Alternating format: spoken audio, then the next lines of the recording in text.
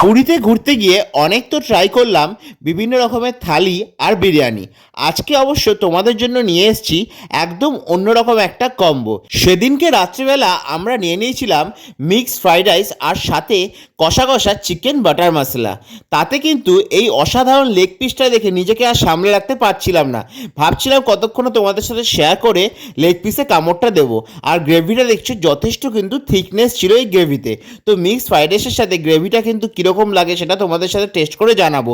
তার আগে ভাবলাম এই সুন্দর বড় তন্দুরি রুটিটা ঠান্ডা হওয়ার আগে নিজের ভালোবাসার মানুষটাকে আগে একবার খাইয়ে দিই। সত্যি বলছি, বিশ্বাস করো, রুটি দিয়ে যেমন চিকেন বাটার মশলাটা খেতে অসাধারণ লাগছিল, ততটাই কিন্তু ভালো লাগছিল মিক্সড ফ্রাইড রাইস যে চিকেন বাটার মশলাটা খেতে। এইবার আর দেরি না করে চিকেন লেগ পিসটা একটা কামড় বসালাম।